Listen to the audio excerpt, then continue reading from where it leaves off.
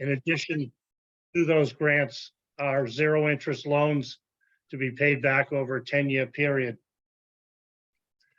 In this capital plan, you'll note that we had taken your recommendation last year and consolidated all of the ADA items that were previously in 4 different budgets into one budget under the engineering department. And with that, we have Mary Beth, and is Russ here also, or? Yes. Those two are there to speak specifically to it. And as you had mentioned, Mr. Chairman, if you could take them first out of order, they can be here for that component, then we can move on to the Public Works. I would appreciate that. I'm sorry, Ed. Sure, thank you. You kind of cut out a little there on me. All right, I'm getting a message. My internet connection is unstable. So could you just repeat about the last 10 seconds? We took your recommendation at last year's capital budget hearing. You'd suggested we had the ADA component in 4 different budgets. The engineering, the park and Right, that. and we've combined it all this year into the DPW under the engineering department. There's just one line combined for the ADA. And basically, I'd ask that if you could take this item first and allow Mary Beth and Russ to answer any questions on that, and then to move on to the DPW, please. I think that's a good idea then. No problem.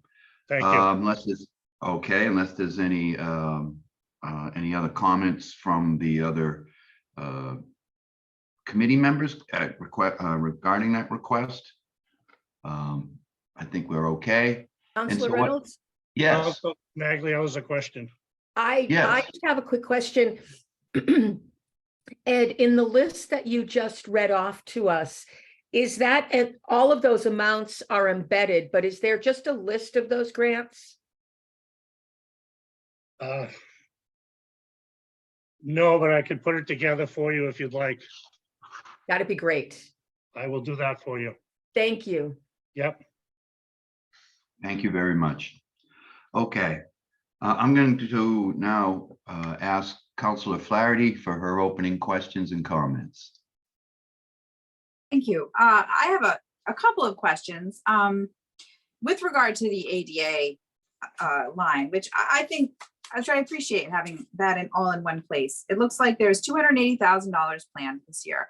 And so I have 2 basic questions around that. One is, what are we going to spend that money on? You know, what is that plans to be used for specifically? And then 2, how do we decide when something that's an improvement, a new improvement or a replacement, just has to accommodate the ADA in ways that it has not before?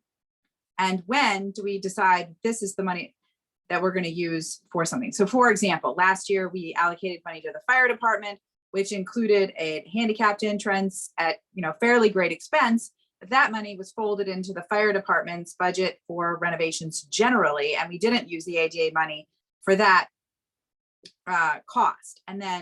But we used the ADA money for other things. How do we decide when we're going to use the ADA money from this bucket versus just folding ADA requirements into regular capital improvements in all of their respective buckets? And then what are we going to use this ADA money for this year? Mr. Chairman, if I may. Okay. Thank you for your question, Councilor Flaherty. So as Mr. Spellman had mentioned, we did take your recommendation from last year and placed all of the ADA capital monies into one division, which would be addressed through the engineering department.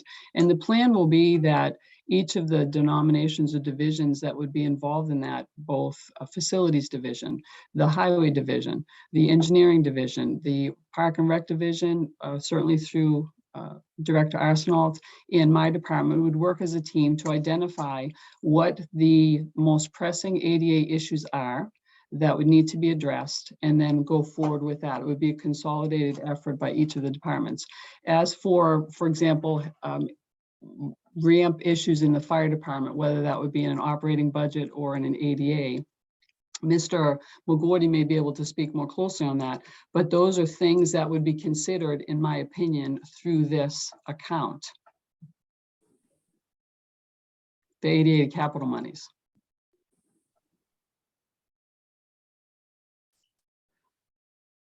Okay, so what are the monies going to be used for this year? So this year would be, there's nothing specifically designated, but we were speaking about facility improvements. We were speaking about signaling improvements with accessibility and playground equipment.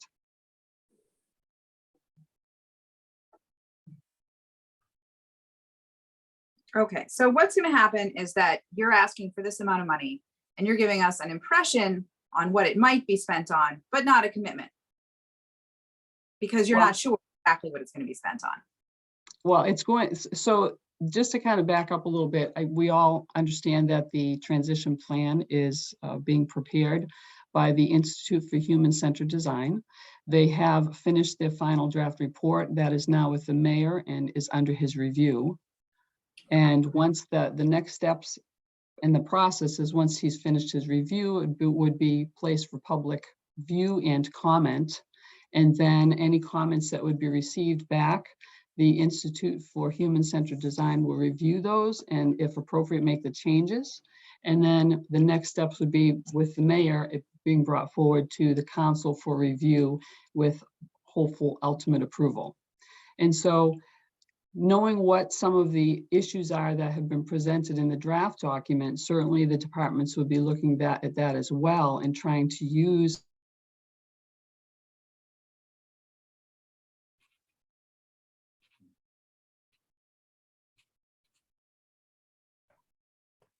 Am I the only one that sees that cutout?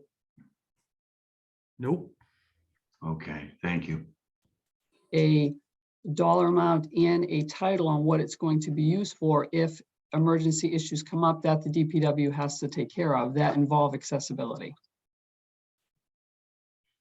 Okay, so I'm afraid that you cut out, at least on my device, midway through that explanation, but I heard that the Institute for Human-Centered Design has completed their draft, which is good news. I did not know that, so I'm pleased to hear that. And what I did not know is that now that draft will be submitted for public comment. So 2 questions on that. What is going to be the procedure for public comment, and what will be the timeline for public comment? As I'd mentioned, and you may not have heard this, the final draft document is with the mayor now for his review. And once he's finished with that review, my understanding of what the plan will be is that will be made available for public view. I believe that will be online. And we will be making a determination with the recommendations of the Institute for Human-Centered Design and the mayor about the length of comment period. And then once that closes, any comments that are made that can be reasonably addressed by the Institute for Human-Centered Design will be. And then once it's sent back to the town, it would be forwarded through the mayor's office to the town council for review with ultimate request for approval. Okay, and then, so the public will be able to look at the draft online, and then they'll be able to comment. How will they submit those comments? That is all still being worked out through the mayor's office. Okay, so there's an undetermined amount of time that people will have to do the comments in an undetermined way, and then those comments will be used, vetted by the Human-Centered Design, and then a final draft will be developed, and then that will be submitted to the council eventually, and then the money that we're talking about today will be used according to those parameters. Well, I mean, we do have a draft document that we've been looking through. And those are some of the things that we can be addressing now, even though it's in the transition plan. Okay, so nobody else has seen the draft, though, only you. And are you saying that based on the draft that you've been looking at, the facilities improvement, the playground equipment, and then I heard emergency issues that might come up over during the year, that's how the money is going to be spent?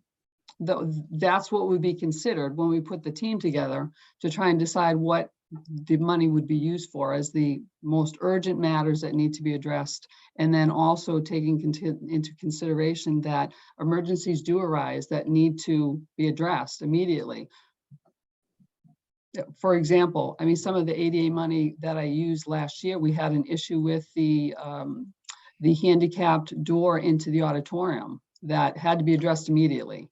So looking for monies that weren't appropriated for that, I was able to use some of the capital money that I had which was appropriate, to be able to pay for the repairs to that door. Right, so that's a good example of what I'm talking about. Certainly, the door is a worthy use of the money that's allocated to the ADA. But we also had money that was allocated for town building improvements. Why did we take, in that instance, why did we decide that it would be from the ADA fund as opposed to the town building fund for that, in that case? I couldn't really speak to the town building fund. Maybe Mr. Spellman can speak to that. I received a request from the chief of staff at the time that they needed this money, and I looked to see if I had some, and I was able to provide that because it was a reasonable cost. Okay. It seems to me like what we need is a measure of policy on how ADA improvements are going to be made and funded. Because it doesn't seem like we have one. You know. So I will, other counselors may have questions on that. I have one other question that is not related to ADA. Counselor Flaherty, one Yes. moment, if I may. It looks like you have a question from Director Arsenault or a comment on your last statement. Okay. Is that through the chair?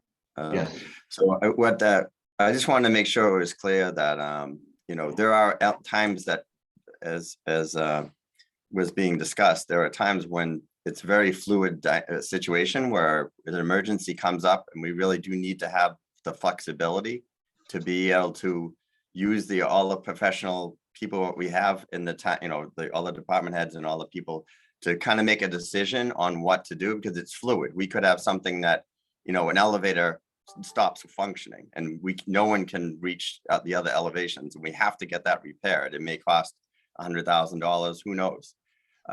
Then there's other situations where there may be minor things like a door or something like that, but we have to have that ability to react to situations that occur during the year and have that funding available, because otherwise it becomes a very difficult situation where we have to ask for supplemental funding or something like that.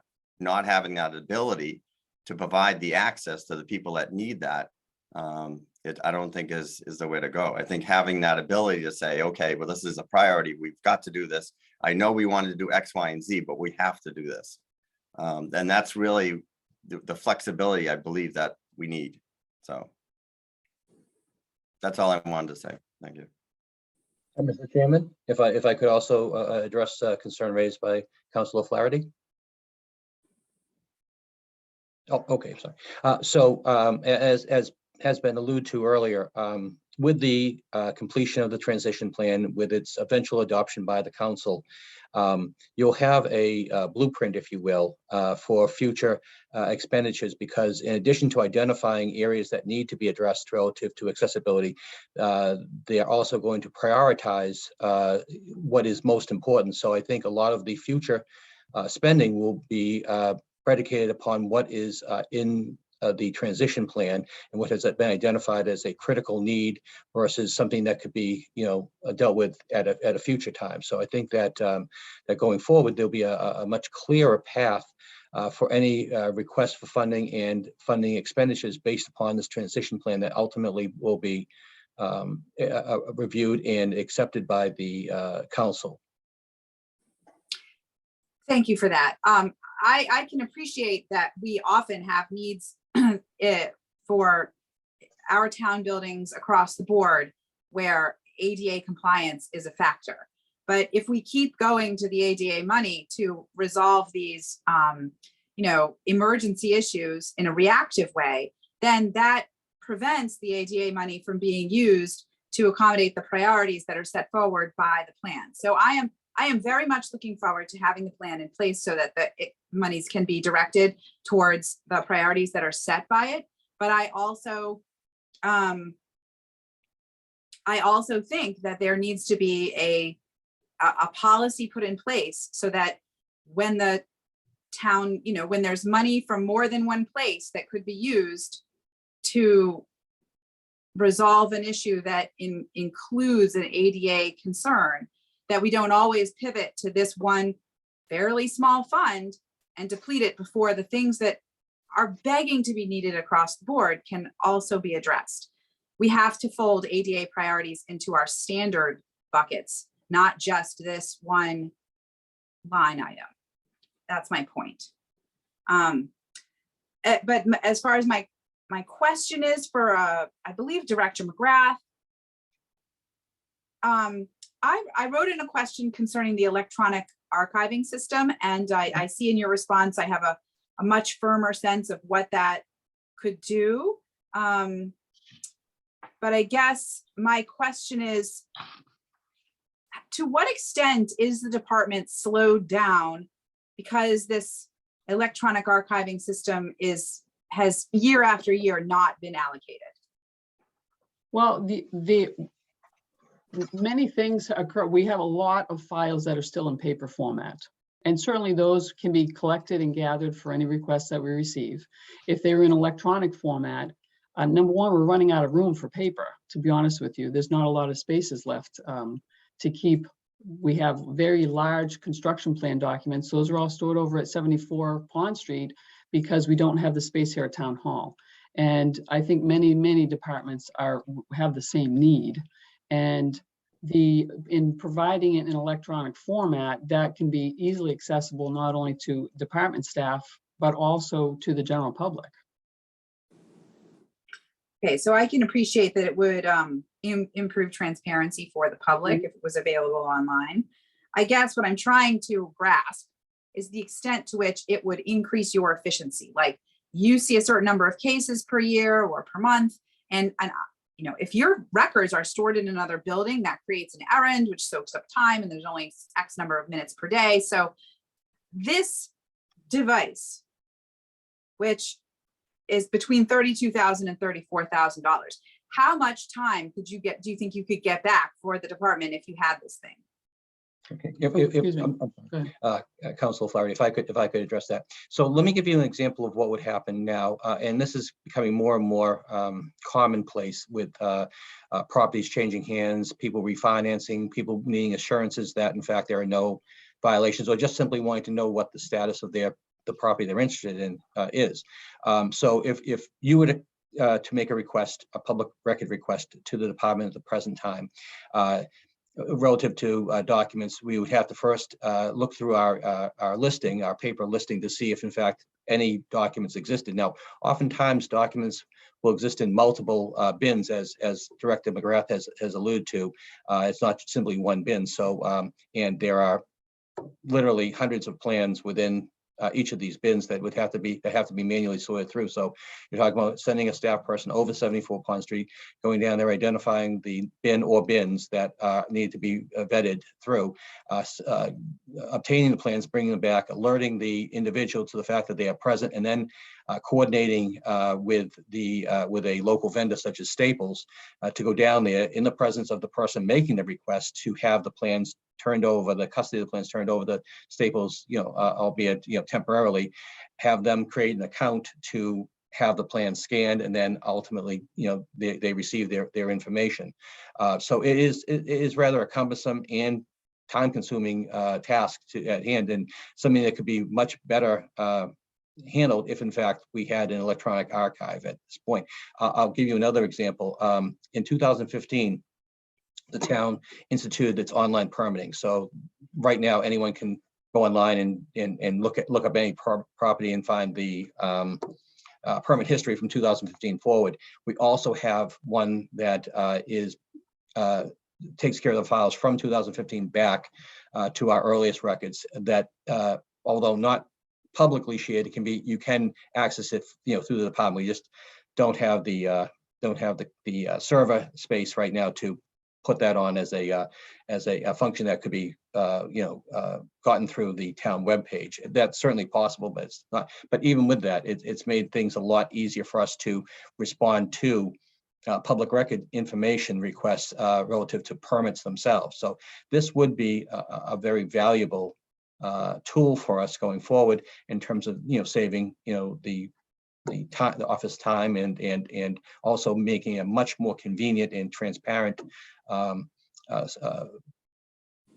task for the individuals looking for this information. And again, it's fairly frequent that we're doing this. I'll qualify that, we probably get on a given month, between 5 and 10 requests for this information, which doesn't sound like a lot, but when you put the numbers together there, you're talking about easily, each one of these requests, taking a staff member probably about 2 hours or 3 hours. So, and that's a lot when you consider a 7-hour workday. So. Right, so my point is we don't have that many revenue generating departments, but you do generate revenue. So, and I can appreciate that you might not be able to just come up with this figure off the top of your head. But what I would like to know is the extent to which this would increase your efficiency. How, would it, for example, pay for itself by the increased efficiency over the course of a year? That's certainly, we can try and run some numbers on that based upon. I the would public appreciate requests that. we Yes, received. please do. Those are my questions for now for municipal licenses and inspections. Thank you very much. Thank you. Thank you. Councilor Maglio, questions or comments?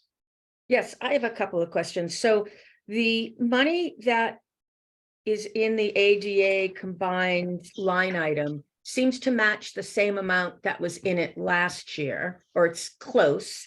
And last year it was for the parking lot and the handicap parking at Town Hall, that was the greatest need stated for it. And I noticed that hasn't happened. So is this money, the other needs that came up, was some of that money directed toward those other needs? And this question is for whoever can answer. So the monies that were allocated for the handicap ramp and the parking lot accessibility components are still available and waiting for that to occur. We're in the process, and Mr. Forsberg can speak to where we're at in the process of the ramp piece of it, but that money is still available and it's ready for use for those two projects. Okay.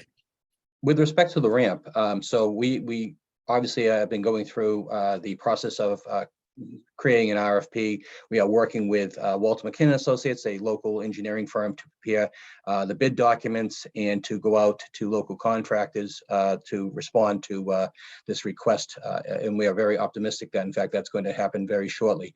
In speaking with Mr. Mike Schilling of the McKinnon Associates there, he believes that we will be submitting a formal RFP for public view and bid within the next 3 weeks. So that's something that's going to, and we don't anticipate a long period of turnaround once that has been put out there. So, and again, we're aided by the fact that the town will be taking on some of the responsibilities for the preparation of the site, and that's going to both, speed up the process of the overall completion of the ramp, as well as saving the town some money by doing portions of this work, mostly demolition and grading in-house. So does that mean that this work will be completed by the end of this fiscal year?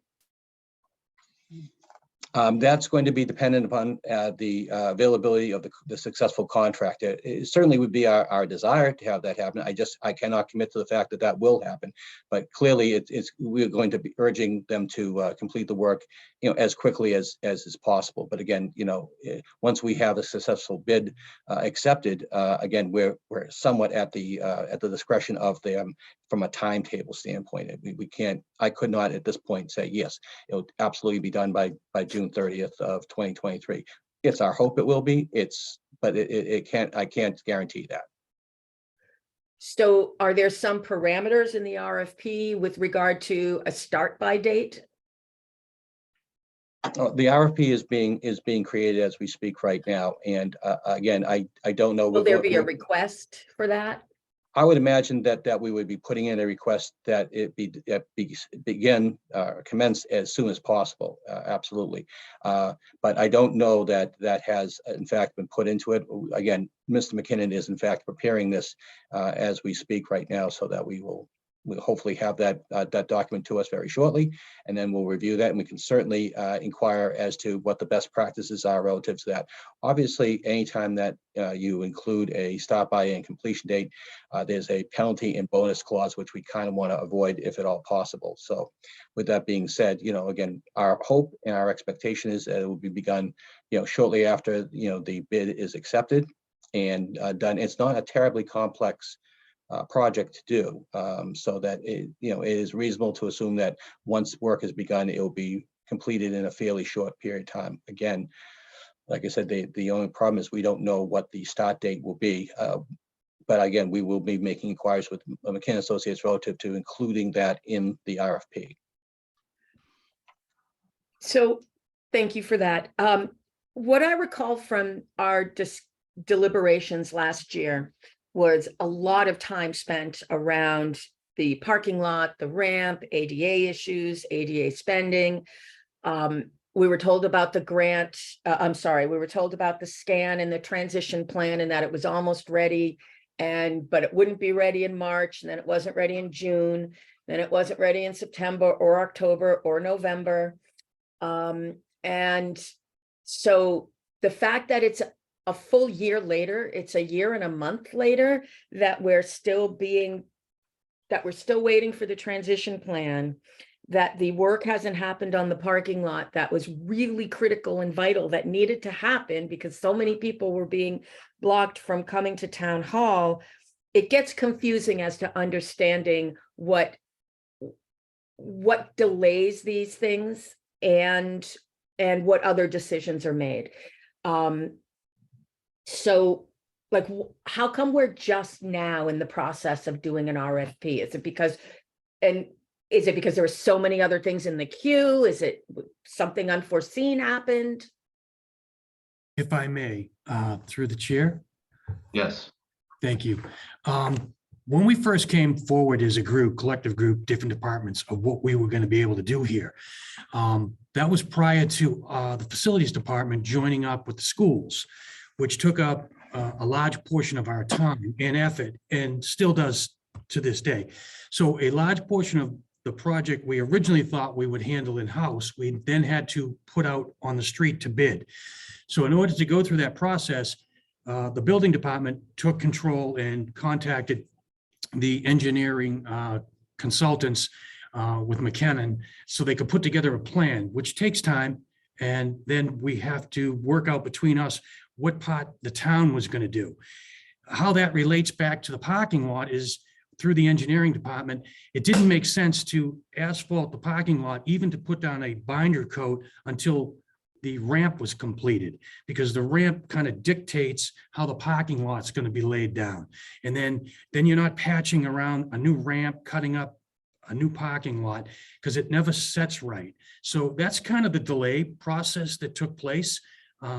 It wasn't anyone's fault. It was just the fact that once you go out to bid, we had to put together a set of plans that would give everybody a working set to bid from. And that's kind of where we are today. And obviously the cost of construction increased to the point where we didn't think that we would have enough funds to complete the project. But as the plans become available and get posted out for bid, we'll know better exactly where we stand. And Councilor Maglio, as to the transition plan, we as well are disappointed that it's taken this long.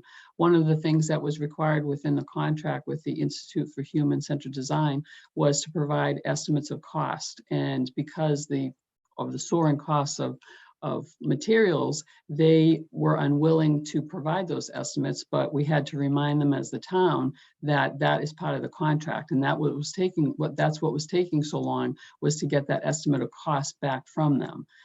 As I'd mentioned, we did receive it. It is in the mayor's, it's under review by the mayor at this time.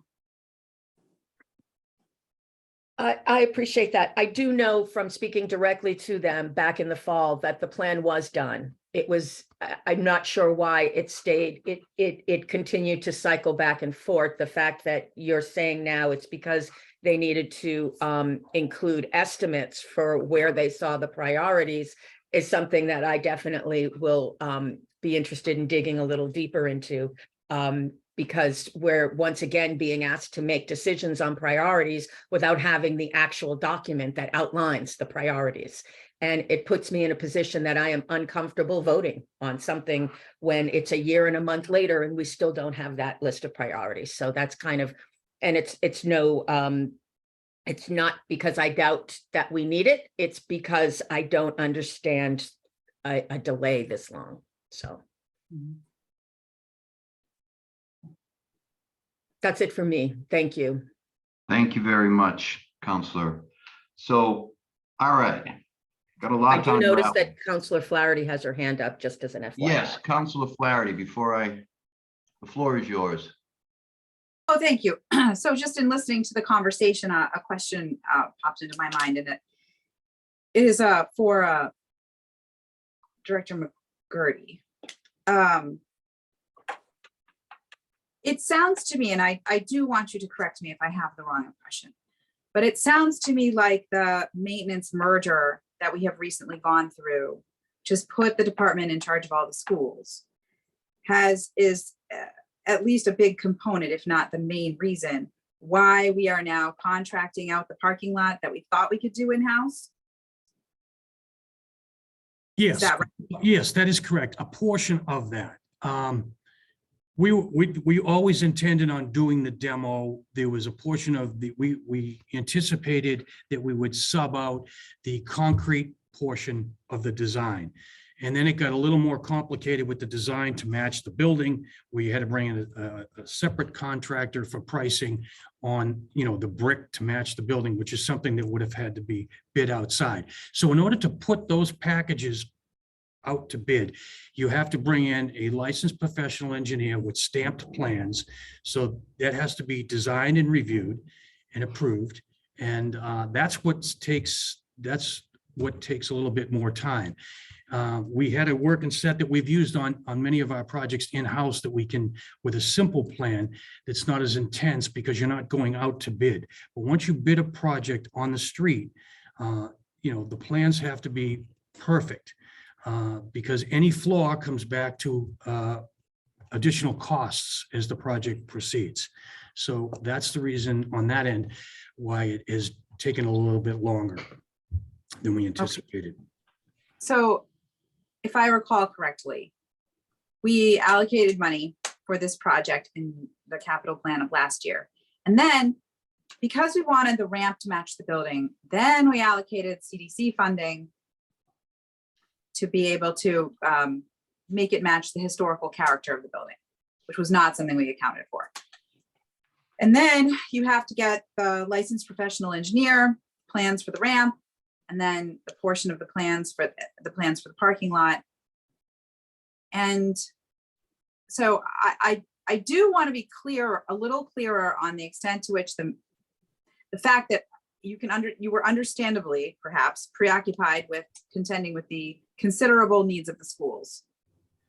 And also, is there a concern that the amount of money that we allocated initially is going to be enough for this? Because now we're a year further into an inflationary environment, costs generally are up, but the size and the need of the parking lot remains unchanged. I would defer that to Mr. Forsberg. He has dealt with the additional funding through the CPC, and he would know what the balance is. And I know that he has spoken with the engineer as to what the potential estimated cost of the project at this point may be.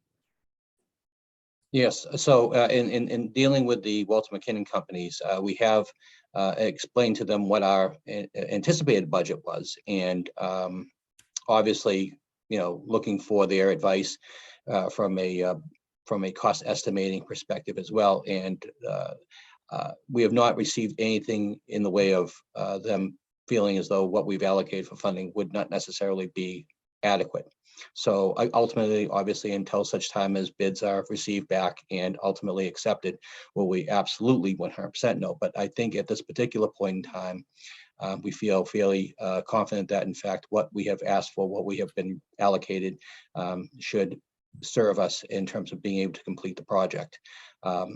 We have, again, part of the unfortunate delay is the fact that in coming before the board, the council last year was, I won't say reluctance, but the difficulty in receiving a number of estimates on various components for the ramp construction, the placement of the concrete, the brick face with the bluestone cap, the construction of the railing system that will be put into place, all of which had to be separately looked at and bids, I won't say bids, but estimates provided to the town. So unfortunately, we're in an environment right now where there's quite a bit of ongoing construction, and the response times have been delayed considerably, unfortunately, in reaching out to these various individuals to give us an idea as to what we could reasonably expect to come back in terms of the bids. So again, it's our hope and it's our expectation that the monies that were allocated through council at the budget meetings last year will still be adequate to complete the ramp. Okay, thank you. Okay, thank you. All right, I have two focuses here on my questions. One is going to be on the ADA, and the other is going to be on the archiving question, just briefly. But from the ADA perspective, there's two areas that concern me here. And listening to the questioning, listening to the responses and comments, one being the project management and prioritization of these projects. The other is just the actual execution and anticipating. We have a lot of folks and a lot of experience, I should say, in town hall on these types of projects through the years. So in an environment where we have impacts, as Councillor Flaherty had referred to from an inflationary standpoint, things like in the nature of supply chains, all of these other types of issues. I guess I'll take the high level first. So I'm a little trying to find the best way to say this. So with these projects, it's the senior level, okay, that pushes these things, that prioritize these things, and who are responsible to support those who have been assigned to carry out these particular projects. And part of my observation is that there's very little of that being provided. And I don't mean to sound overly critical, but it is what it is from what I see in this point of view, where things are not getting done, things are being pushed off. There seems to be a shifting focus of what the priority is. There seems to be kind of like a fire drill at times. And I don't want this to be construed anything personally to the folks here, but you're working in an environment where I think there is a lack of oversight from senior management, i.e. the mayor's office. It doesn't help matters that you have a vacant chief of staff who would be primarily responsible for driving these projects, for keeping people on task and being the executive owner of these projects. A project manager can only do so much as what they're allowed to do within their realm of responsibilities. Obstacles need to be addressed. The delays need to be anticipated because it's not like we live in a world where we've never experienced any of these things. So it's a bit disappointing. And I guess my comments is more in the realm of being disappointed for the lack of progress that we've seen over the last year on this very important project, with a lot of attention being put on it. Now, so that is more of a question that I think we as a committee and as a council need to take up directly with the mayor's office. And I would anticipate that we are going to send some type of a letter of concern to the mayor's office about the fact that it appears to us that these projects are not being fully supported in a manner which would be efficient for the completion of the projects. Another area in that oversight and project management realm would be, I think, to help ease,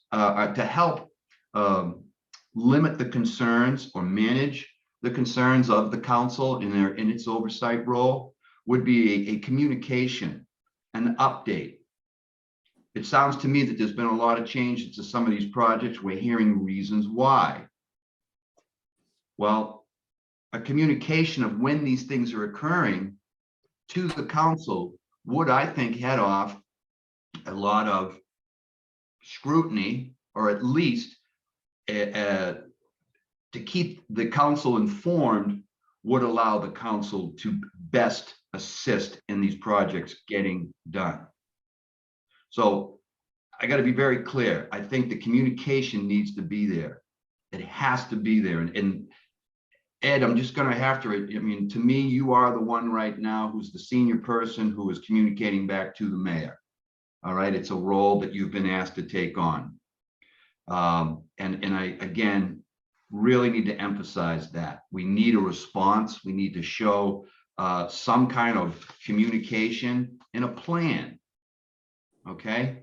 So that we're assured and that we can assist, perhaps heading off additional costs. We've had a number of projects in this town over the last couple of years that we had to allocate significant additional funds to because of delays of getting it off the ground, and then they were susceptible to the impacts of the supply chain issues and other issues that then related to significant increases of overall costs and availability of contractors.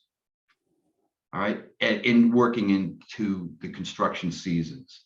So I was going to ask a question about on that last year's request, and then a couple of subsequent requests, or one subsequent request for funding regarding the ramp. I was going to ask, where is that? And how is the anticipation of that completion of that project and how it relates to the parking lot repavement? And I do recall also that there was a statement and a impact assumption made on this project that the work that was going to be done on 2 JFK Place, there was going to be some construction around that building that would disrupt the parking lot to an extent, and that wanted to be done, because I do agree with Mr. McGurty's statement. You don't want to have to go back and patch something else that you just spent significant amount of money on upgrading.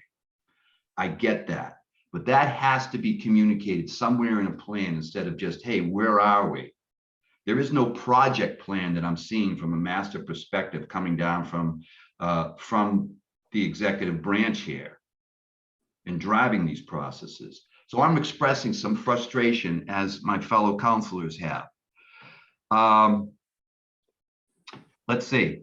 We heard about the transition plan. Where are we?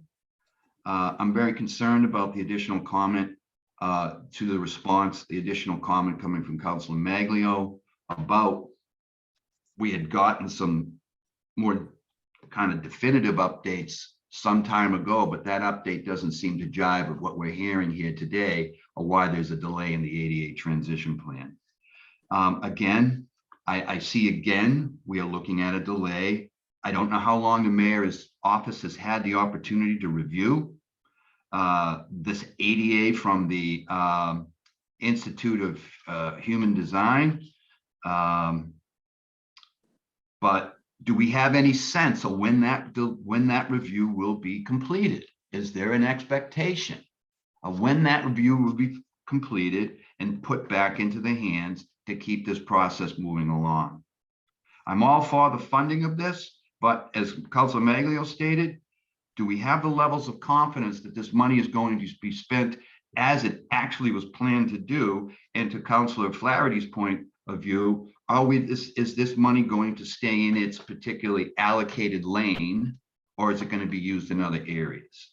So I guess that's, again, an overall management of expectations and priorities.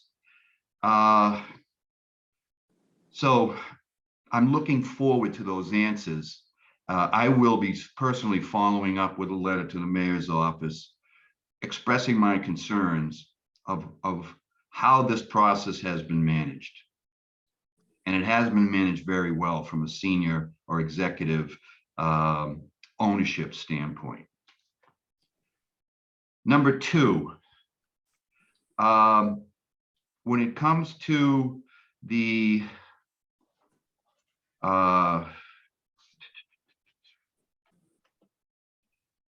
digitalization of records. We heard Mr.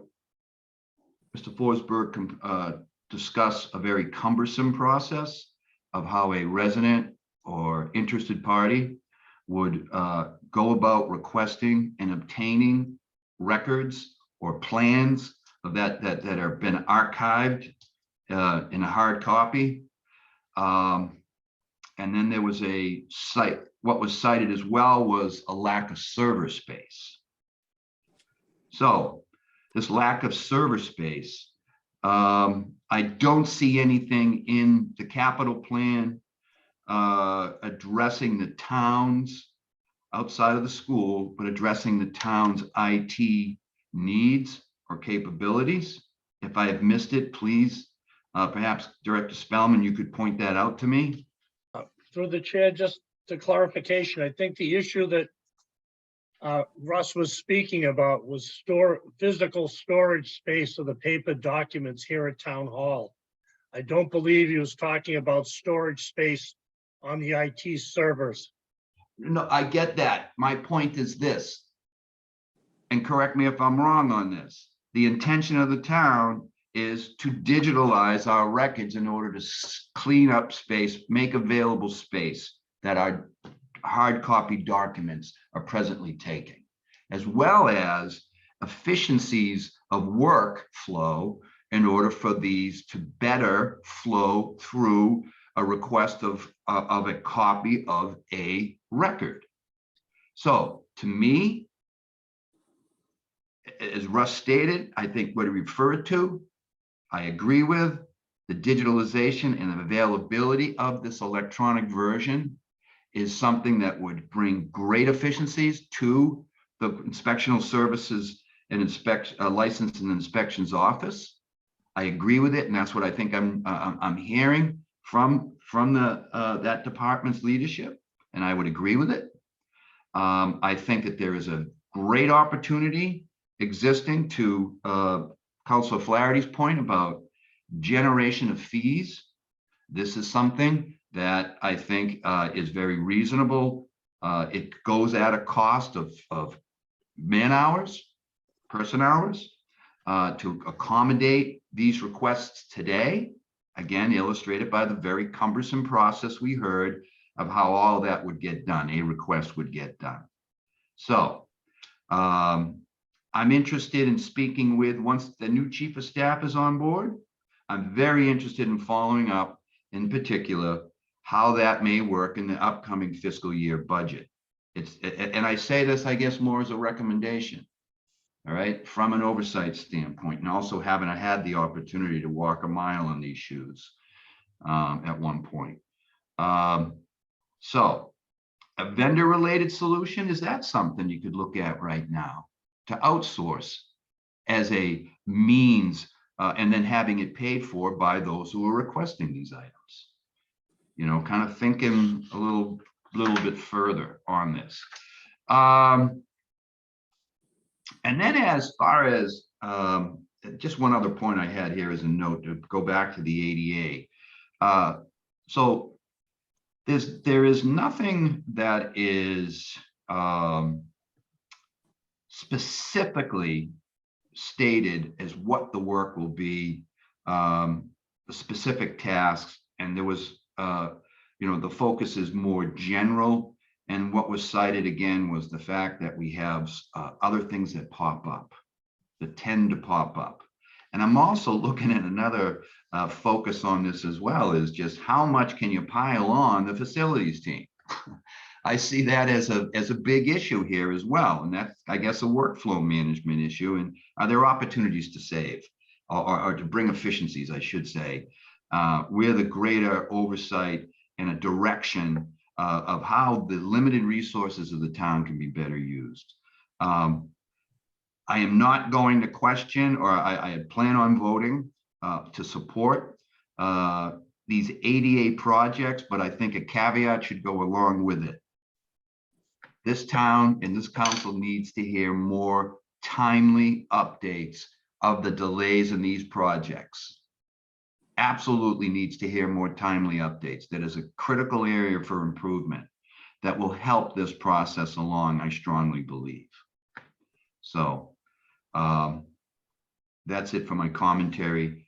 And I would like to ask if there are any other questions or response from you, anybody from the town side, starting with you, Ed. I will take your concerns that you've listed and bring them to the mayor and we'll discuss those. Great. We're willing to work with you on this. Absolutely.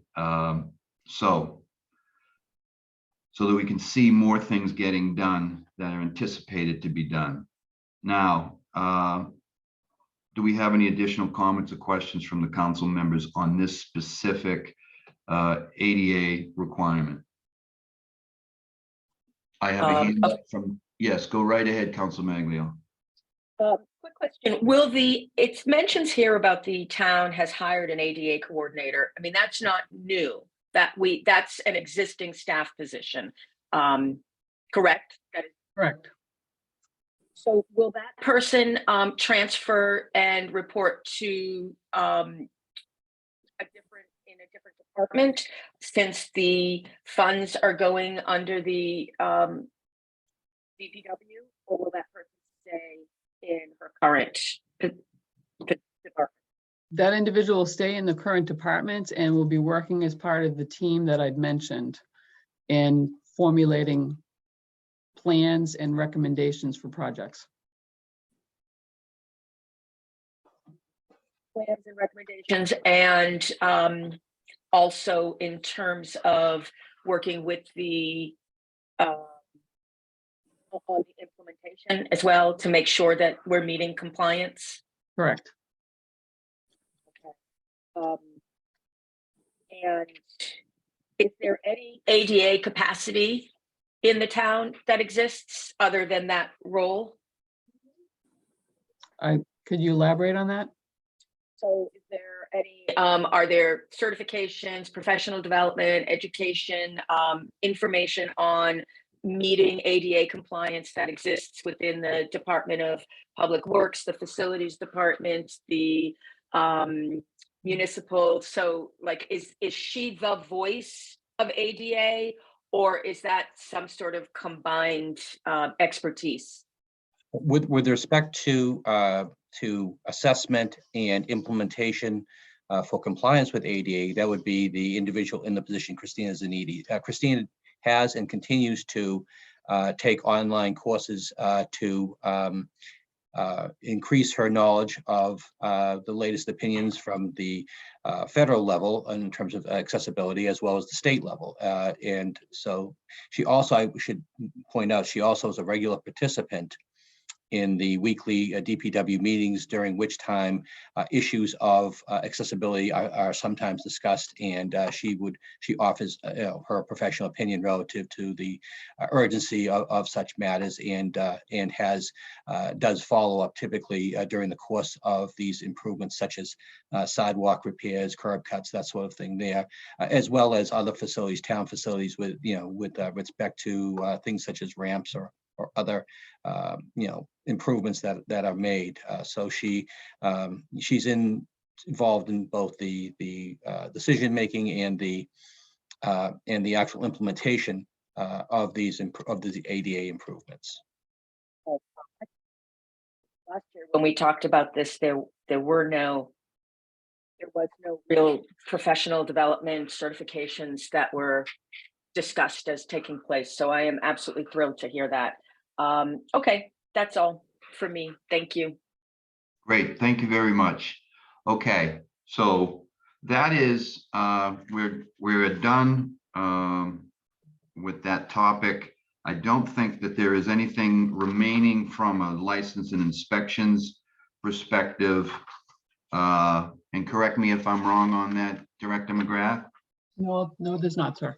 All right, thank you very much. Thank So you. I hope we've been able to accommodate your schedule and We appreciate you. appreciate it. Thank you very much. You bet. Thank you. Okay, moving on. I guess we'll start staying with the general fund. We will start from the top, and I'm going to ask Councilor Flaherty questions that or comments or concerns that you may have in the public safety area. In public safety? Yes. Through the chair, Yes. I thought you were going to ask the public safety to be at the meeting My on apologies. Thursday. You are correct. My apologies. So let's go back to the DPW. My apologies. Go Thank right you ahead. very much. I do have some questions. So I noted in a question that I emailed in that we've basically been spending the same amount of money for our yearly road and infrastructure program every year since 2020.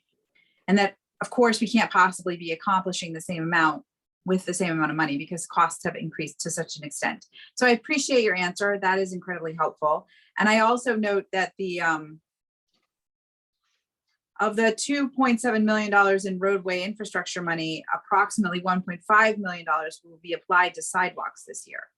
And so I'm curious, like what was the ratio previously? That's a little more than half is being spent on sidewalks this year than on roads. In the past, what was the ratio roughly? Through the chair. Yes. That's a difficult question to answer in a straightforward manner. Just because the projects vary so greatly from year to year.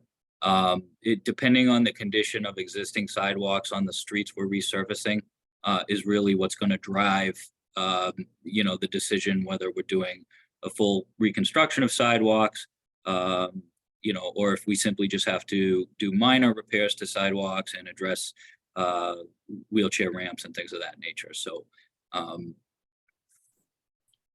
ahead, Jim. I just wanted to say that in the past, in general, and what John said is correct, but in the past, in general, the sidewalks didn't have as much of a priority previous to me being here. So we have increased the desire to improve the sidewalks to try to meet, ADA requirements, and also, just to give, because I know there's a strong component of a lot of the concerns of the community. So over time, we have been trying to increase it, but it is, as you can see, it is quite costly. But it's something we have to do. So that's all I wanted to add. So as I was reading through it, I knew from your prior explanations that we're going to be directing more of the yearly roadway and infrastructure funding to sidewalks. So I saw in the capital plan that $600,000 was requested for the sidewalk replacement program, and then that was not recommended. Is the plan ultimately to manage sidewalks through the sidewalk replacement program? Is that what you're looking to do, or can you explain how that line emerged on the list of requests?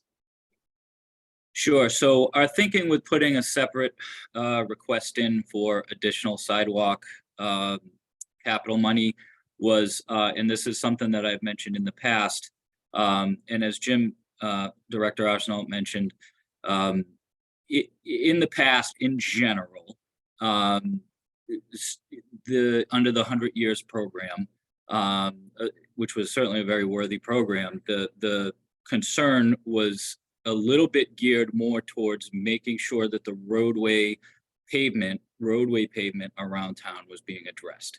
And as such, on some of the streets that were done under that program, in an effort to stretch the dollars as much as possible, to resurface as many roads as possible, some of the sidewalks were not addressed at the time of roadway paving. So we were looking at possibly creating a separate pocket of money where we might be able to start going backwards, so to speak, while being able to sort of fund the infrastructure program moving forward and still kind of keeping a positive momentum moving to new locations around town, we might have a sort of a separate pocket of money that would be available to go back and start addressing some of those streets where maybe the roadway was done, but the sidewalks weren't necessarily addressed. So that was the thinking. Okay.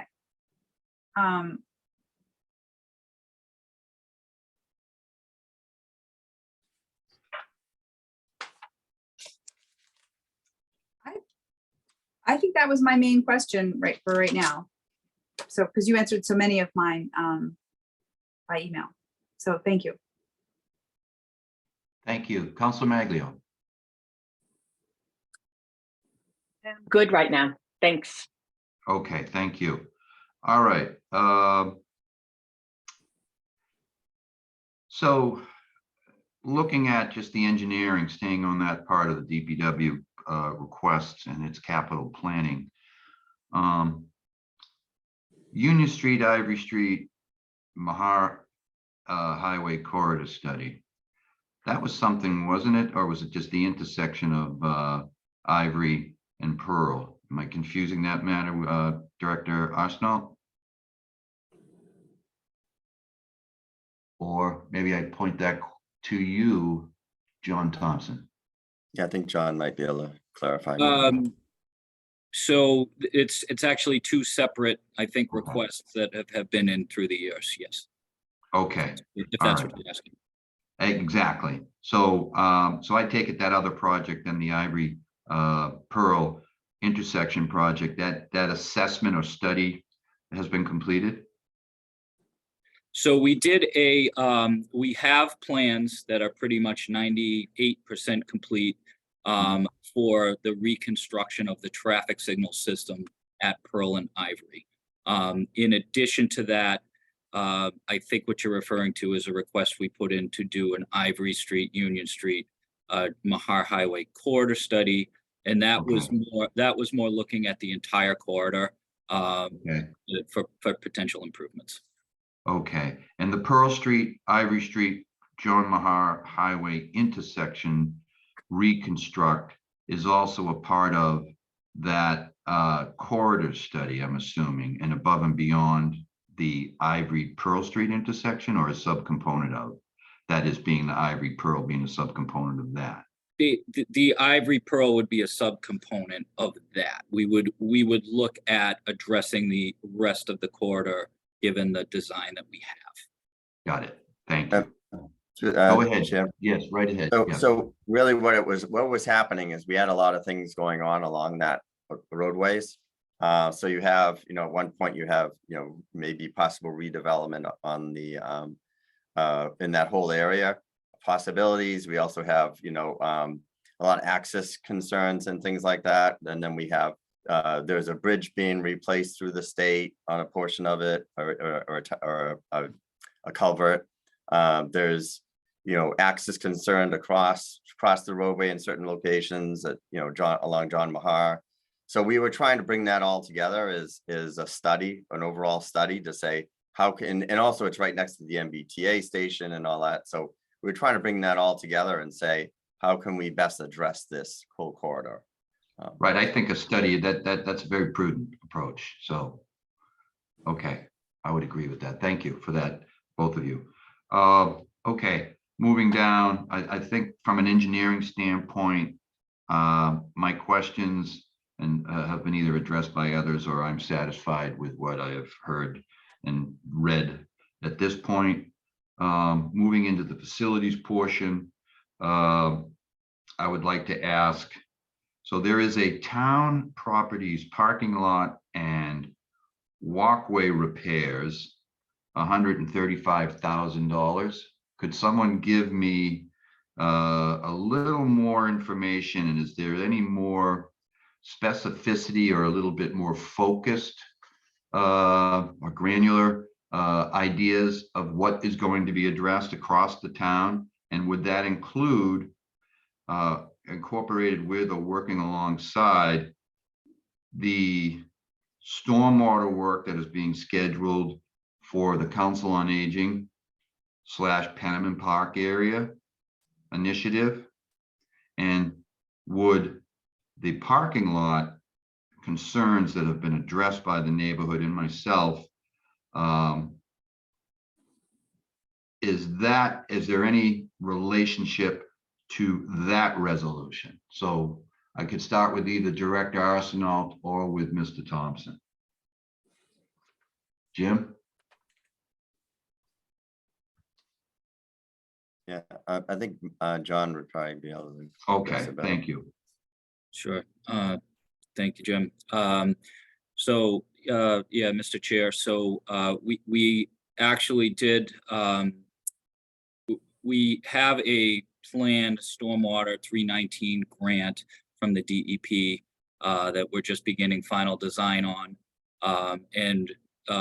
As of, you know, a meeting that was at Elder Affairs last week, what we've sort of committed to moving forward is that as part of the final design process for the stormwater grant, we're going to have an outreach process where we're going to reach out to the neighborhood and sort of try to roll into that public outreach process some improvements that we can make at to the Elder Affairs parking lot, and that sort of the Elder Affairs department would be happy with, and also the neighborhood would be happy with. So that is our goal right now. That is great to hear. I'm looking forward to that, and I would please include me and Councilor O'Brien, where we share that district on that public outreach process. Sure. Great. And as it pertains though, so are there other areas of focus that you are looking to work on or apply this 135,000? I mean, understanding costs, et cetera. I would imagine this is more maintenance than any kind of more significant rework. Is that correct? Mike, this is your request, so I would defer that question to. Okay, go right ahead, Mr. McGurty. Yeah, exactly. What we did was, when we looked at townwide, the town buildings, most of our walkways, ramps around the buildings are in disrepair, and the parking lots in general. We didn't have, we know that if we try to fix them all, the numbers would be off the charts. Mhm. So this is a number that we put together that we felt that we could deal with in upgrading and correcting the problems of today. Not completely, but enough to make the parking lots and the walkways accessible and safe. So this is all our buildings, going from the Eldridge School over, we got some parking lot repair work to do at 85 Quincy Ave. We've got obviously the Council on Aging that we talked about. There's a little bit in here for Town Hall and Doherty Gym walkway around the sides. So it's spread out. It's all over the town, these patch and repair jobs. So that's kind of how we got to this number. Okay, great. Thank you. That's very helpful. I appreciate that. And I'm just interested also, you had made I think a reference there about how this would integrate or work along with the ADA improvements. That is correct. We want to fix the walkway entrance to 74 Pond Street, for instance, and that's an asphalt walkway. So it's sort of going to be a design and repair on that. And we want to correct it and do it right this time. What was laid out there originally was just a temporary entryway, handicap accessible. It needs to be spruced up and brought into compliance. Okay, great. My only other question, and I'm sorry we lost, it just prompted a question in my mind. I'm going to get to just for a second, Councilor Flaherty, I do see your hand up there. With Okay. Director McGrath. With Director McGrath on how this is great to hear that these jobs are being done and when they're getting done. I'd be curious as a follow-up question, and maybe Ed, you can take this, of the credit you're giving yourself. These are being added to the ADA plan and the transition plan, I'm assuming, to show the progress, the marked progress that you have made in this area, which then gives us an updated scope of work remaining to be done. So I'd be very interested in hearing that. Perhaps you could pass that along. Ed, I will, Mr. Chairman. thank you. I'm going to recognize Councilor Flaherty for a question. Thank you. I just wanted to be clear. Are we talking about water and sewer and the water and sewer enterprise fund requests, or just the general fund ones tonight? Today? No, I had made reference to another project that that was part of water, excuse me, the stormwater funds. They're doing a project that is, as Mr. Thompson just referenced, EPA assisted project on the need to update stormwater runoff as it pertains to, is it Harrison Ave that's across the street from the parking lot? I believe so. Is that Hillary? Is that something that you could help just give us a quick? It's Harrison and Cleveland Ave, Mr. Chair. Right. So there is that project that had been identified as part of the conversations with the neighborhood and the parking lot construction of a year or so ago.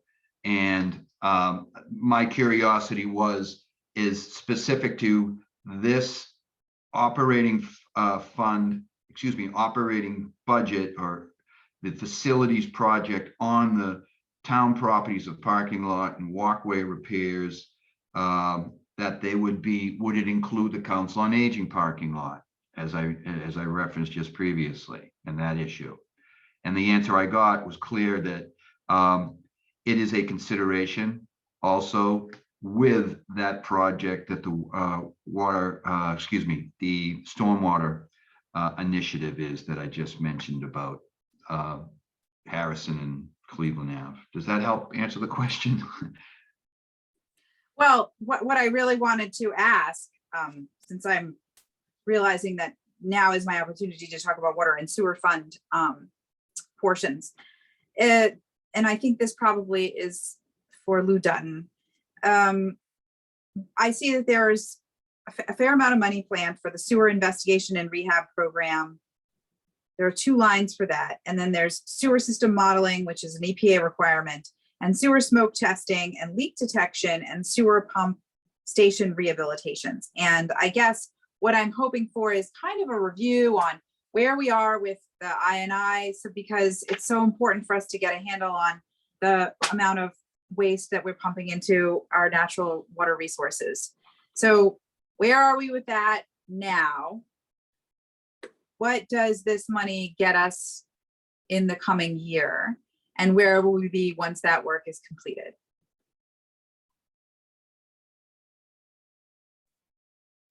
To the chair. Yes, please. We have been working with the EPA quite extensively, and I think Hillary has a pretty good grasp of where we are on that. She's been working along with Lou and everything, and if you don't mind, Hillary, explaining some of the processes we've been going through. If I misidentified the person who can best answer that question, my deepest apologies. No, I mean, Lou does know quite a bit too, but I just think that she's been responding to the EPA and stuff, so maybe she could be a little more helpful, that's all. Thank you both. Councillor Flaherty, you'll forgive me. I just, somebody dropped a piece of paperwork off. Would you mind repeating the gist of your question? Certainly. On the water and sewer fund, there are several items, including sewer investigation and rehab program, sewer system modeling, sewer smoke testing, leak detection correlator, sewer pump station rehabilitations. There's a fair amount of money allocated for all of this. And I recognize that a lot of that has to do with I&I. And that's so important because we have to get a handle on the extent to which we are pumping solid waste into our natural water resources. And so I guess what I'm looking for is a review, kind of an update. I've had some of this information in the past, but when you're not an expert and you get it explained once, you often need another explanation so you can remember what you already forgot. So my question is, where are we with that process? What does this funding get us in terms of that process? And where will we be after we've done this work with that, you know, to reduce the amount of pollution that we put into our river?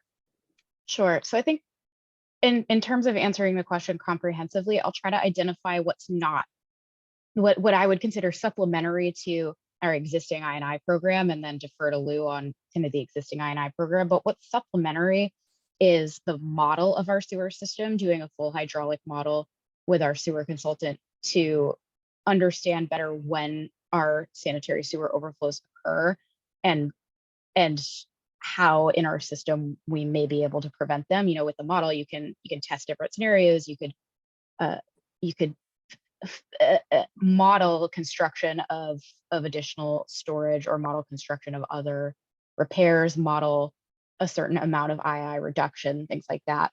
Smoke testing is also supplementary. Those are things we've been doing as part of kind of our promises to EPA to say we're working on I&I very aggressively, and we're working on that. As for leak detection and the general II program, I would definitely give those back to Lou, and I think he could answer more about how those programs are comprehensive and where we are. I believe we're in year 9 or 10, but I'll stop there. Director Dutton? Through the chair, I just want to Yes, give one. go ahead, Director Arsenault. All of the elements of it are helpful. They all have different components to it that do help us with the process and trying to reduce the elements, but it's a very dynamic system. You know, short of spending, you know, $50 million and replacing all the pipes in the entire community, it's a balance. We try to do as much as we can through all these different options, and a lot of them are paid for. Just, you know, a lot of grants we get from MWRA to help us with this, so it's not just us paying it.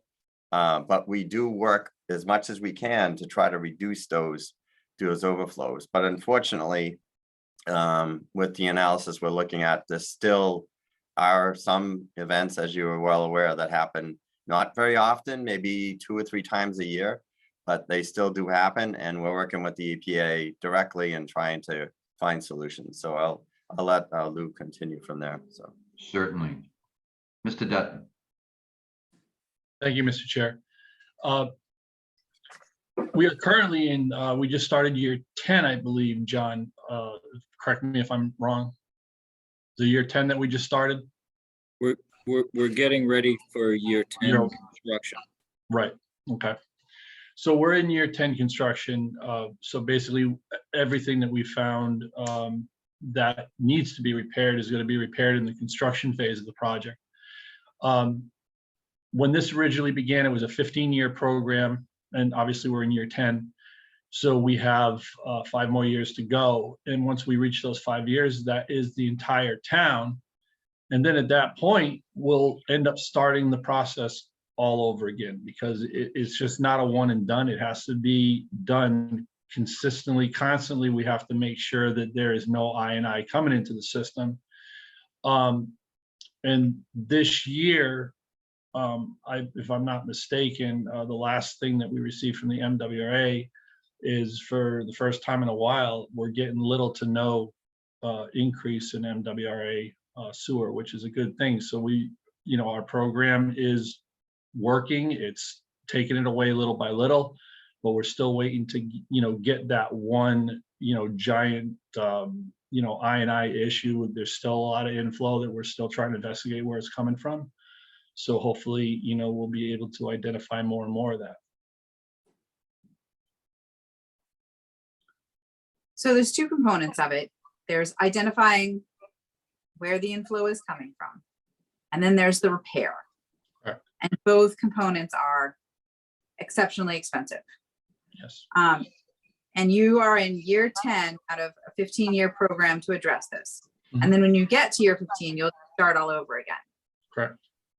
before year one of the 10 or of the 15-year plan or program that we started, were we in just the last iteration of this, or did we just decide 10 years ago that we should be doing this? Is this a new program in the last decade, or is this the continuation of a cycle that's been going on for a long time? It was the first time that the program was instituted was 10 years ago. Okay, so we had a lot of degradation by the time the program started. Correct. And now we are slowly trying to work through it, and we're 2/3 of the way through. Correct. Okay.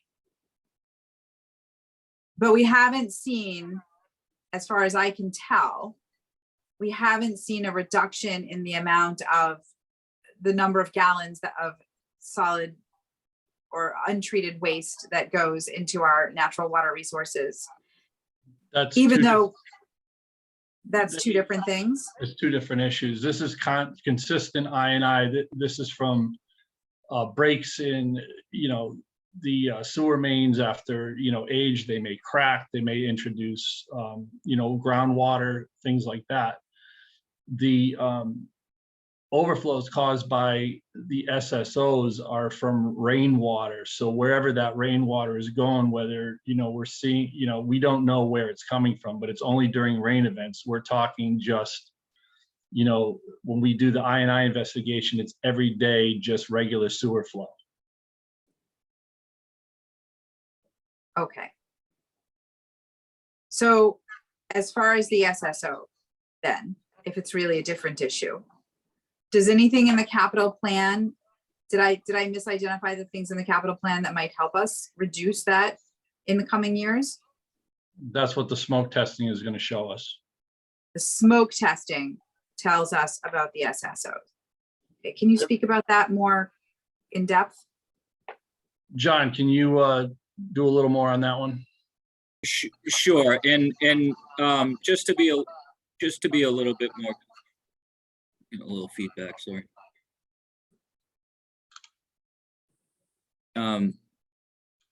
Just to be clear, they're not entirely separate issues. They're closely related. So we have a sewer system that's old. It's aging infrastructure, and it's mostly clay pipe. There's a lot of clay pipe in the system.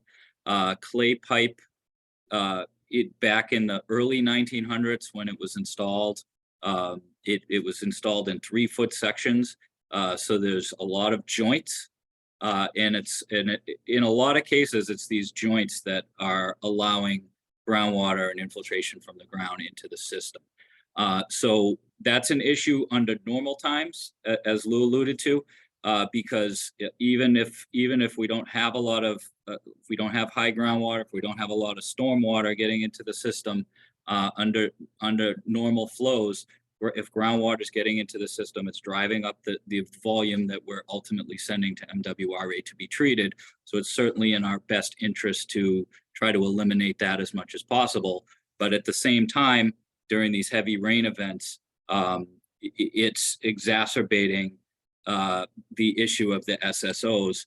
The groundwater in times of sustained or heavy rain, the groundwater levels can rise. When the groundwater levels rise and we have these, an aging system, more clean water is getting into the sewer. And then we also have sources of inflow, which is what Lou was referring to, that could be getting into the system. And these are things like sump pumps, where people have a sump pump in their basement and they may have it tied illegally into the sanitary sewer system, as opposed to, just pumping to the outside or being tied to the municipal drainage system. We also have, there could be some instances where even a town catch basin could potentially be tied into the sewer. It's not outside of the realm of that to be occurring. There could be a scenario where there's a drain pipe that is compromised and it's in the vicinity of a sewer pipe. And so there's exfiltration from the drain that's getting into the sewer. So there's all these different things, and there's different ways to go through the system and address them. Smoke testing which we're doing this year. We're requesting money to do year 3, which would be the final year. We've done a third of the town for the past 2 years, and we're looking at this as to sort of complete the town. But smoke testing looks specifically for inflow sources and not so much infiltration sources. So it's sort of those big, sort of the low hanging fruit, big ticket type of things. If there's a catch basin tied into the system, if there's a drain that's compromised in the vicinity of a sewer, we pump smoke into the sewer. It would find its way. It would show itself either coming from a catch basin or that type of thing, and would be able to identify and quickly repair that. Sorry for the long-winded response. No, that's okay. It's a technical question with a lot of information that goes into the answer. And maybe I'm a little bit clearer now, but still, I mean, it sounds like we're in the third of 3 portions of the smoke testing that are planned. So this will, finalize the smoke testing process. And the smoke testing identifies where the issues can be. Okay, but I don't think, despite being 2/3 of the way through that process, it doesn't sound like we're making headway in terms of reducing the amount of solid or untreated waste that we're putting into water during these rain events. So I see that we're doing things that are designed to help us understand the problem and treat it, but I don't see the corresponding process, and that's where my disconnect, I think, is. Well, to date, we've been unable to find a smoking gun, so to speak. So what we were really hoping for, to be honest, was that the smoke testing would show a source of significant inflow that we'd be able to correct, and it would make the problem, or it would put a significant dent in our issue. That hasn't been the case, but it's certainly been a worthy effort in that we are finding issues and we are eliminating them. So I unfortunately don't have the number off the top of my head, but the smoke testing reports that we've done for each project to date has identified the amount of flow that we've reduced as a result of the project, and it's been fairly significant in terms of hundreds of thousands of gallons of clean water removed from the system. So and to just add to what Director Arsenal said earlier, it's a long game. This isn't something that's going to be repaired overnight. It's something that we're just going to have to, as a community, invest in and continue to move forward and try to do the best we can. Okay, so there's a possibility that you will find the smoking gun this year, right? Through the smoke testing. It's possible. Okay, and then in the past 2 years where you've done smoke testing, have the issues that were identified through the smoke testing all been resolved at this point? They've either been resolved or they are under contract to be resolved at this point. Okay. Okay, well, I hope to see some resolution. I may, after I've digested all this information and probably listened to it again, because this is recorded, I may have additional questions, but I'll forward those along to you if I do. Thank you so much for your time and attention to detail on that. Thank you. Sure, thank you. Thank you, Councilor Flaherty. I just want to give an opportunity, since we're on that topic, for Councilor Maglio to have any questions or comments. I do have a couple. So I recall when we were meeting about this issue, maybe a couple of weeks ago, that the biggest culprit that was described that day by the mayor was that our outflow, our pumping line, is larger than the MWRA's line, and that the biggest problem, even though there are illegal sump connections and even though there are cracks due to aging infrastructure, that the fact is that we are the bottleneck, quote unquote, the trunk line of the MWRA is not keeping up and it's creating bottlenecks in our system. What is the plan to address that? So we're still very much looking at that issue. That's one of the things we're looking at as part of our modeling effort right now. The draft report from our initial modeling effort has shown that the MWRA system is impacting the town. However, it's also showing that it may not be impacting it in as big of a way as we sort of anecdotally thought it was. So it's certainly something we're still working through. And if there are improvements that can be made, you know, on the MWRA system, the EPA has already relayed to us that they would be our partner in helping us talk to the MWRA and resolve those issues. And you mentioned that the timeline for the modeling tests for this last phase of it would be that it would be preliminarily in the fall of 23, and that perhaps the data collection would be in the spring of 24. Is that still the timeline? So we just completed our first phase of modeling, and yes, we are requesting additional funding to continue the modeling, which will help us also try to identify potential projects that we might be able to take on that would also reduce our SSOs. So that is, yes, that assuming the funding is approved, the data collection, we would, I don't know exactly if it would be in the fall or the spring, but we do try to pick sort of a wet time of year that would have some representative rainstorms when we have meters in the ground, so that we could collect that data and use it in our.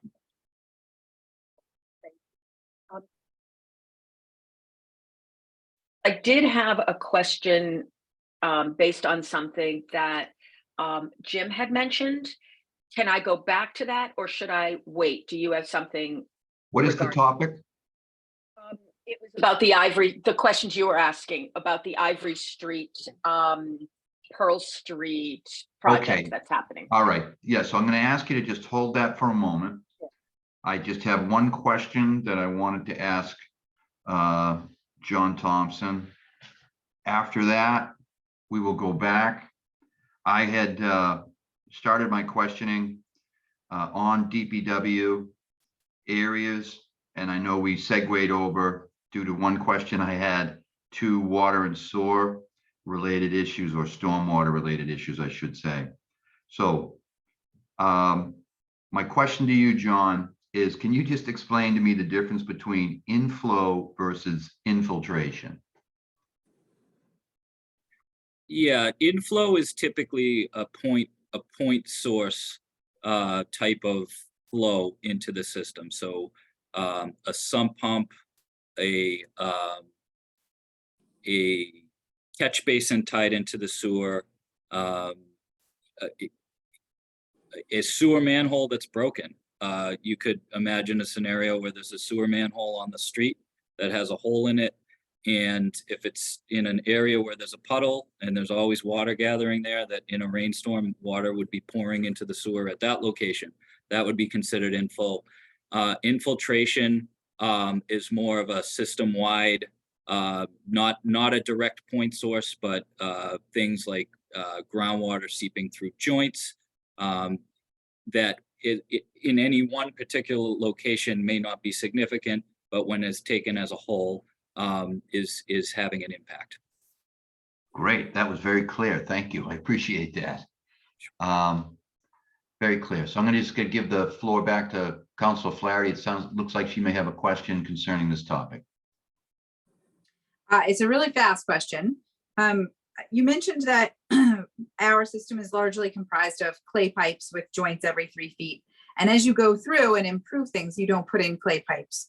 with joints every 3 feet? What do you put in? On new sewer, it would be SDR 35 PVC plastic pipe. And that pipe has rubber gasketed joints, so it's waterproof pipe. Okay. I have an additional question, but it is not about water. So, Okay, so I'll ask you to will- hold that question, please. Yeah. thank And I you. will return the floor back to Councilor Maglio.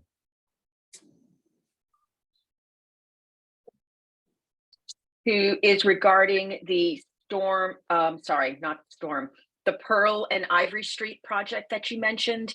And one of the, I'm just curious, when you're looking at that, at this project, this assessment that you're taking, does bike lanes factor into that? Is there some sort of feasibility around safer sidewalks and safer bike passage, et cetera? Yeah, I mean, it's, it's a very, the corridor ties in with the MBTA station, so we're gonna be considering all of those options. I'm not sure how much we can get, that we may have to, there's lots of ways to make access available. Sometimes you do share rows and things like that, so there's a lot of opportunities, but I think it would be great to have that connectivity between the MBTA station and, the corridor there. Right now, if you're riding a bike and you get on there, it's kind of a mixed bag of trying to, get down there. So, and I think that it would be good to look at that corridor for future development too, because, there may be more development in that area than some of the other areas. So, yeah. Great. There are a few bicyclists that routinely record their passage on that straightaway there. And it is perilous and dangerous, and it would be heartbreaking if someone on a bike were to be hit just because of speedy traffic. So that would be terrific to include that and come up with a plan for safe passage. So thank you. Okay, thank you, Council Maglio. All right, before we take your question, Council Flaherty, I just want to do a time check. We've been on this call for 1 hour and 42 minutes. I am expecting that we definitely will be having a follow-up meeting. And I would like to at least for us to continue through to 12 o'clock with any questions as they pertain to the DPW. My hope is that perhaps we can get through that. And if we do have any kind of follow-up, and it does sound like there may be a follow-up from Councilor Flaherty, possibility of a follow-up in another meeting, I would ask we could just communicate that through Clerk Semino to the appropriate parties through the Director, Arsenault. Okay. Councilor Flaherty, the floor is yours.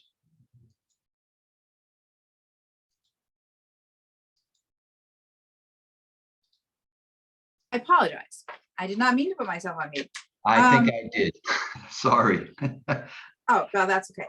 I don't have, for me, I'm pretty much almost all the way through my questions. I have exactly one remaining question, and that is this.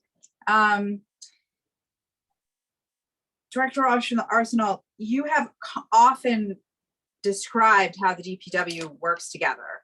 And I was noticing on the requests that between golf and cemetery and groundskeeping, cemetery's got several different kinds of mowers, that Toro lawn mower and the Land Pride all flex mower. Neither of these things were recommended, but they are on the list of needs. And then golf has something which is called a large area rough mower. So there's really two questions there. One is, I know that golf is managed and funded through the Golf Enterprise Fund. And I also don't even know if a large rough mower is the same as these other two kinds that are requested. But if golf got what they were asking for, or if you got what you were asking for, would the two be able to share the resource? If you don't mind, Darren might be able to help a little bit more with that, so. Please go ahead. Through the chair. Yes. The mower that we use at the golf course is a little bit different than you would use for a ball field. It's meant to mow contoured areas.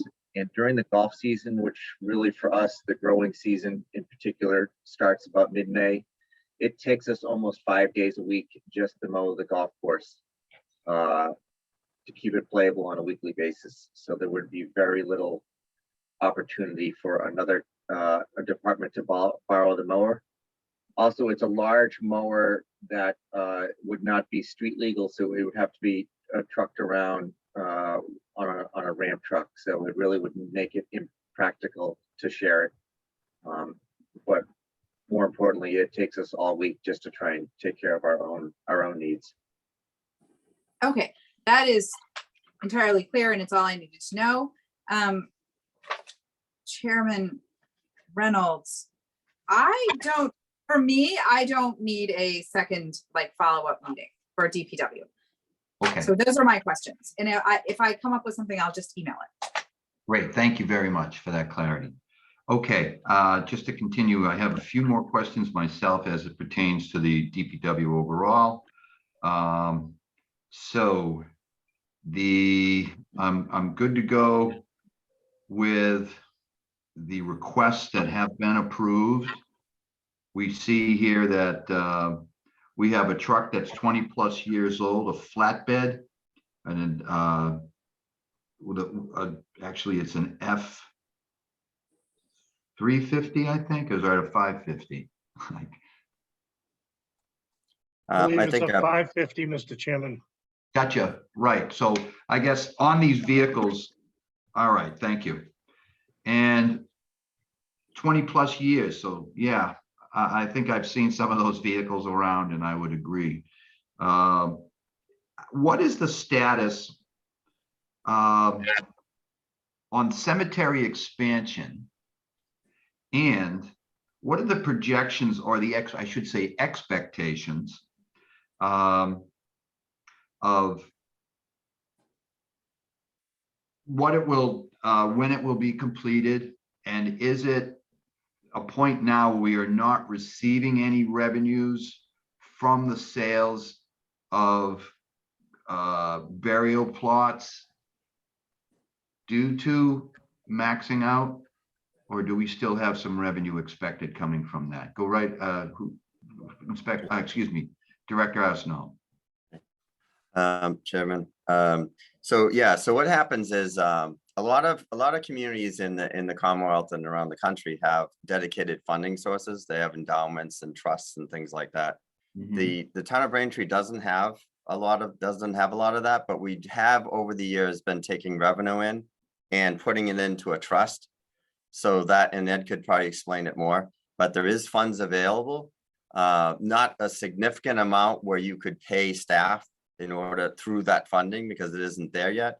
But we have increased the cost of all of the pricing, not so much we have increased a little bit locally, but the people outside of the community are, it's like a tiered system. And it allows us to bring revenue in. So when we bring at a higher price, so that when we get the new expansion, we'll be able to put those funds into the trust. And then over time, what my thinking is, we're going to try to maximize the availability there and have enough funding where in the future would have that funding set aside where we could actually pay some of the employees that work there. So it would be self-funded. So that way you wouldn't be utilizing the town's money anymore. It would be paid for by the trust itself. So Ed, do you want to speak on that a little bit? You have a little more insight to it, so. Please go ahead, Ed. A portion of the sale of the lot, of the cemetery lot goes to the trust to a sale of lots and graves account. And the funds are set aside for that purpose. And each year we take some money and it goes in, it's one of the sources of revenue It helps cover part of the operations of the cemetery. Okay, great. All right. And that doesn't anticipate, I guess, just as a follow-up, and thank you for that explanation. It sounds like it's a good plan going forward.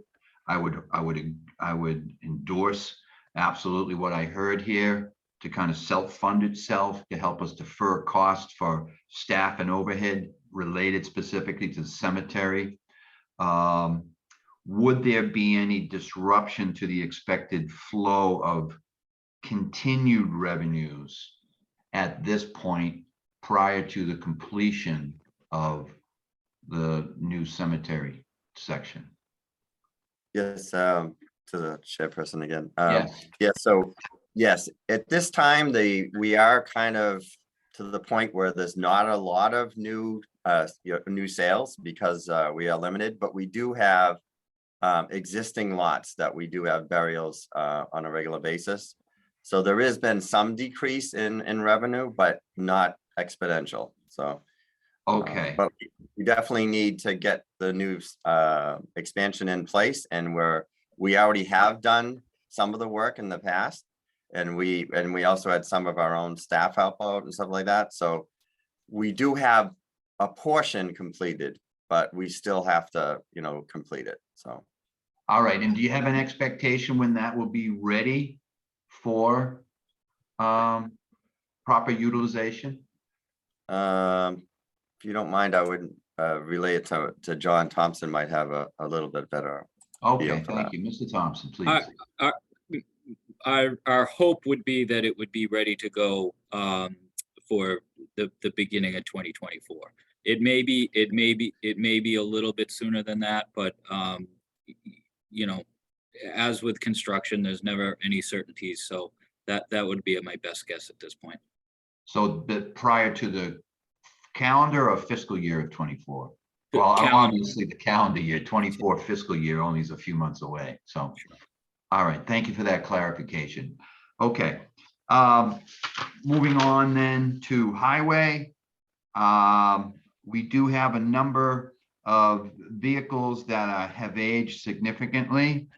And that I'm happy to see that we've had other sources of revenue to rely on to help purchases as is indicated here in the sidewalk plow.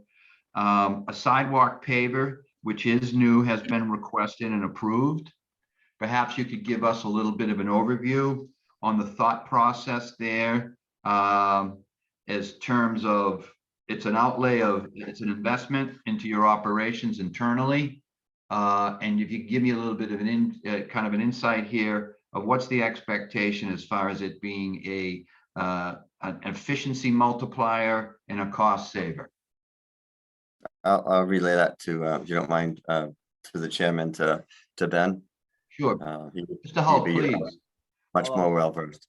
Through the chair, the mayor has expressed an interest to try to take some sidewalk repairs, et cetera, in-house, again, as a multi-pronged attempt to get back in line with some of these sidewalks, like Mr. Thompson had said, a separate fund, we were pushing for that, an additional focus on it during the regular roadway project, and then also that, potentially here, we could try to do some moderate repairs along with the equipment here, and then hopefully a couple of additional bodies through the operating budget process. Again, the mayor's initiative is hope that we could, again, like you would mention, some of these economies of scale and work in-house to maybe be a little bit quicker, reactive, proactive, some of these options rather than having to wait on the contractor's timeline and contracting out specific roads, bids, et cetera. That is the hope, to try to bring some of this stuff in-house. That sounds great. And that sounds terrific. And has there been any kind of quantitative analysis done on that? I'm not to ask for, in-depth, but has there been any kind of preliminary assessments that give you a level of confidence that this is going to realize some savings for you? Nothing too deep, into specific, but just on the a labor standpoint. I mean, you've probably basically been paying us for materials, but labor staff, you can be in-house as opposed to with a contractor for their wage. It's definitely an innovation. Okay, so those are some of the basic assumptions that are kind of guiding the decision here. I mean, I certainly understand the ability from a workflow turnaround, more quickly responsiveness, et cetera, as you had stated.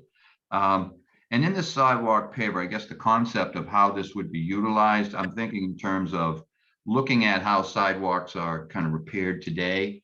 And then, of course, outlay of new sidewalks. Generally speaking, we're seeing a lot of granite curbing. And are we seeing with this sidewalk paver, how does it work in tandem with the actual curb type? Does it not matter? I'll stop right there before I go further. Yes, so it doesn't really matter. This is just for laying the asphalt, the walk-on portion. Can be used with granite curbings. You just run the mix up to it, or asphalt curbing, etc. Primarily, and at least initially, probably looking at things like overlays and stuff with this machine, and trying to get that program up and running. Fix some of the moderate to minorly ones that do need repair. Anything with complete reconstruction, it could be used for that process, but there's a lot more of labor and everything involved with that. Thank you. I appreciate that answer. Okay. So recreation, we have nothing to discuss there. Solid waste, there is nothing to discuss there at this point. And I do believe that is the extent of my questions as it pertains to DPW. The water and sewer funds, I think that we actually have asked all of those questions also of the golf. Let's see, I'm sorry, there may have been one other question I had here. What is under stormwater? What is, I believe, I'm sorry, I'm just having a difficult time reading my copy of the ledger. I think it says F550. It is a line item of $210,000 to be bonded under stormwater. Could somebody answer that for me? Through the chair, Yes. that's a request for a catch basin cleaner, and basically my understanding is that, oh, you know what, I'll defer to Hillary and have her explain it much Okay. better than I could, but Thank you. that Hillary, was the please. category in the line, Mr. Chair. Thank you very much. Yes, thank you, Mr. Chair. It's an F550 style catch basin cleaning truck. We currently have 2 trucks on the road, and I use the phrase on the road with some generosity because those trucks have spent together a combined 44 days off of the road this year. They're both quite old. They're both over 20.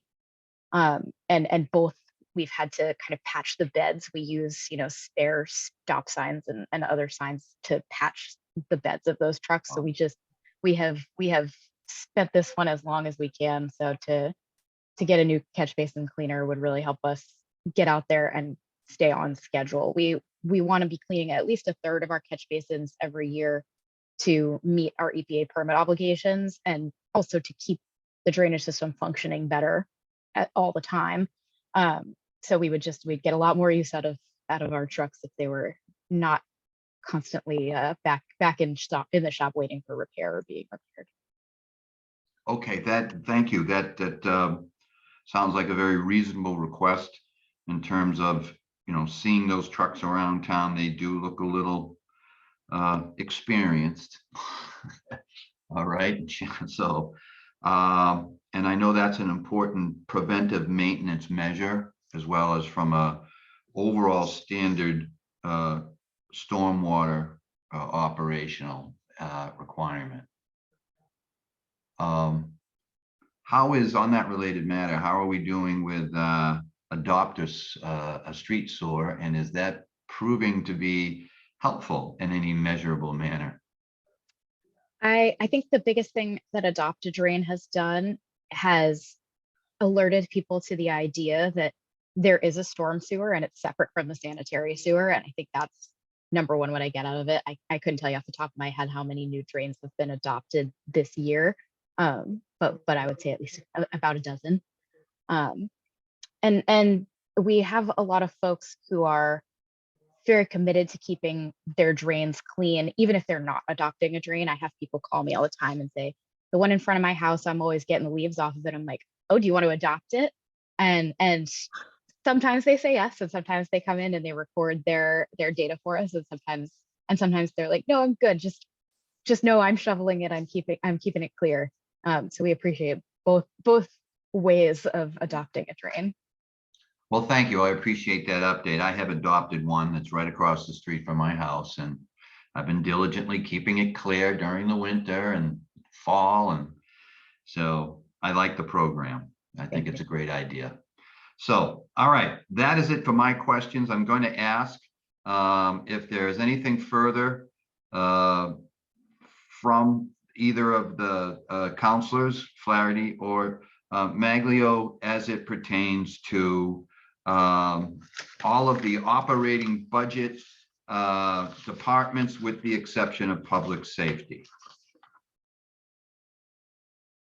I see a no from Councilor Maglio and a no from Councilor Flaherty. So I appreciate that. So we go right ahead. I'm sorry, was there a question or comment? Councilor Maglio? Oh, I'm sorry. Aaron Brown has his hand up. Aaron, yes. Mr. Right Chair, ahead. just to inform the committee, we had approval almost a year ago last year to buy a new hybrid fairway mower and another mower to go along with that as part of our overall capital improvement plan. And it's going to take us almost 2 years just to get those delivered. And the items that I'm looking for today, we're looking at a similar timeline, and we've had to invest some significant funds because of this timeline and keeping some of our older equipment going. So just so the committee knows, if we're hanging on to some of these older pieces of equipment and putting money into them reluctantly just to keep us going. And I think that probably applies to other departments in town, but either, to the larger manufacturers of Toro or John Deere, there is a 1 year to 2 year backup. So the stuff that we're getting approved for today and the stuff that we're getting approved for last year is still items that we have yet to see. Thank you. That's a timely update. I appreciate that. Okay. Clerk Semino, we have our next scheduled Ways and Means meeting for tomorrow At 2 p.m. at 2 p.m. And on our agenda will be Police and schools. police and schools. Okay. Very good. Just for- Yes, go Chair, ahead. just for clarification, on the schools, it's broken out basically into two components. There'll be Mike McCurdy for DPW for school facilities.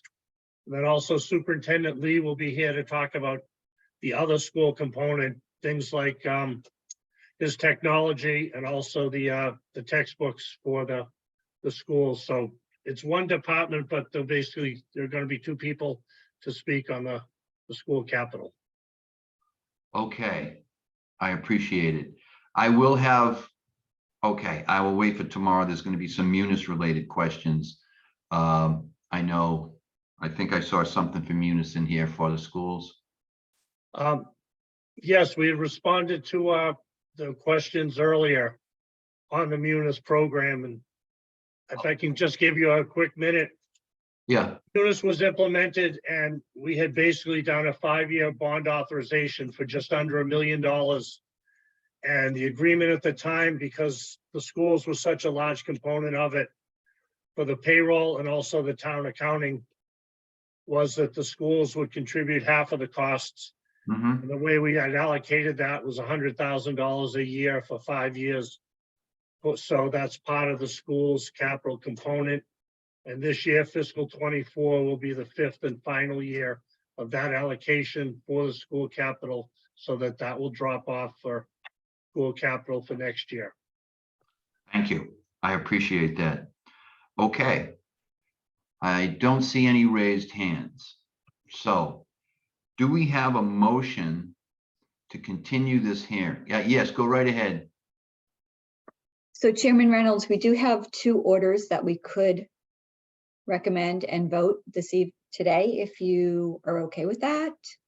I would Um, ask the, It I'm has to fine. do with, the enterprise funds, and it really is all DPW.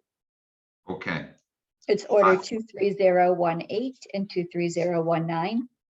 okay.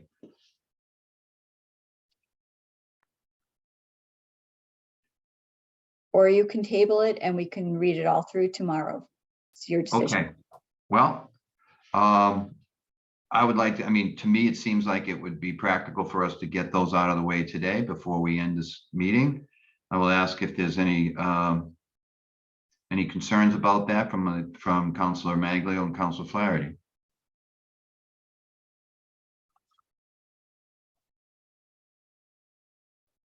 Two three zero 18.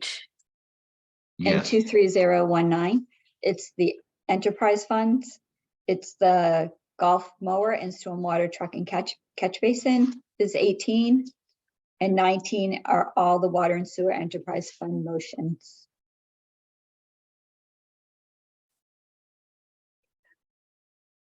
I don't think we have any issue with that, so. Do we have a motion for recommendation of motion 23018?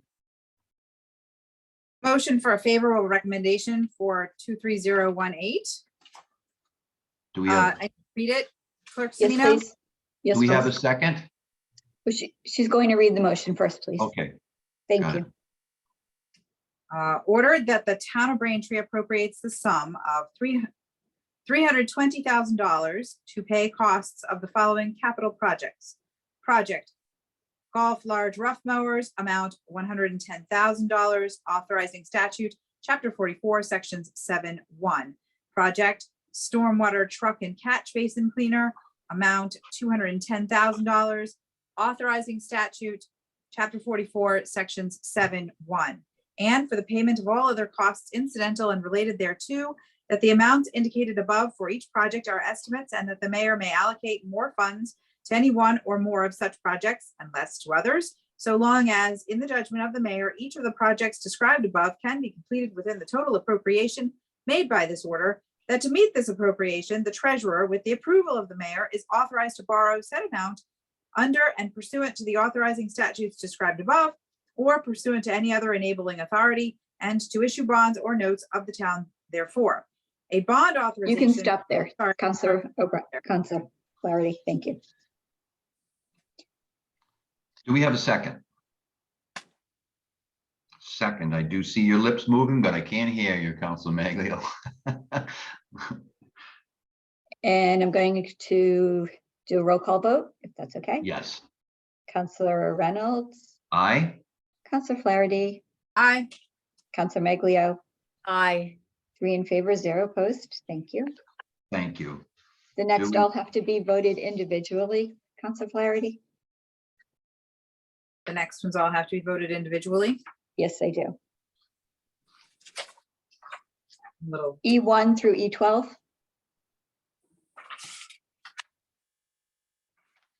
okay.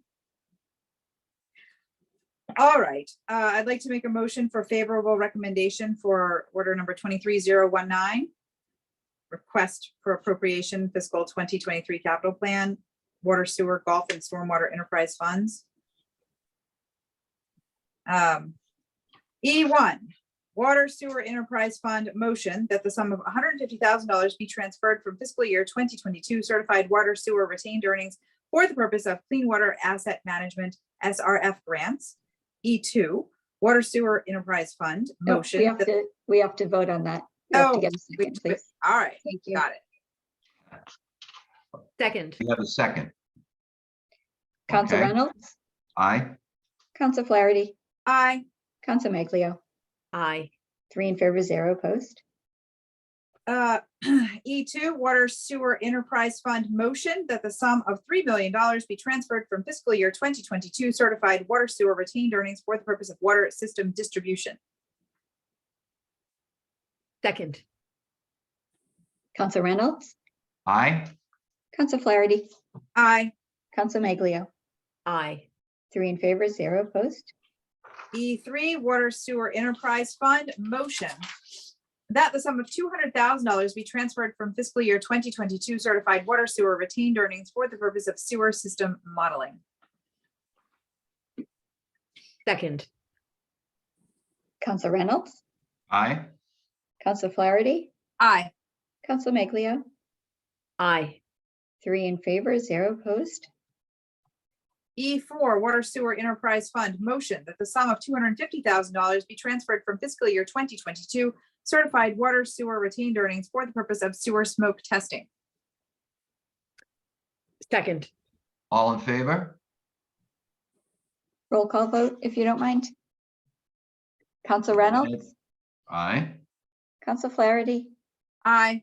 Council Maglio, Aye. 3 in favor, 0 opposed. E5, Water Sewer Enterprise Fund, motion that the sum of $40,000 be transferred from fiscal year 2022 certified water sewer retained earnings for the purpose of Ford Explorer. Second. Council Reynolds, Aye. Council Flaherty, Aye. Council Maglio, Aye. 3 in favor, 0 opposed. E6, Water Sewer Enterprise Fund, motion that the sum of $35,000 be transferred from fiscal year 2022 certified water sewer retained earnings for the purpose of transit van. Second. Council Reynolds, Aye. Council Flaherty, Aye. Council Maglio, Aye. 3 in favor, 0 opposed.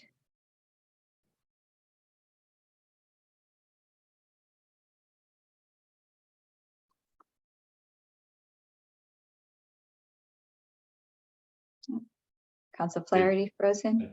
I think her screen is frozen. Yeah, Up. there Did we you are. miss that? I'm back. All right. E7, Water Sewer Enterprise Fund, motion that the sum of $30,000 be transferred from fiscal year 2022 certified water sewer retained earnings for the purpose of Ford Escape. Second. Council Reynolds, Aye. Council Flaherty, Aye. Council Maglio, Aye. 3 in favor, 0 opposed. E8, Water Sewer Enterprise Fund, motion that the sum of $20,000 be transferred from fiscal year 2022 certified water sewer retained earnings for the purpose of leak detection correlator LC 2500 sewer smoke testing. Second. Council Reynolds, Aye. Council Flaherty, Aye. Council Maglio, Aye. 3 in favor, 0 opposed.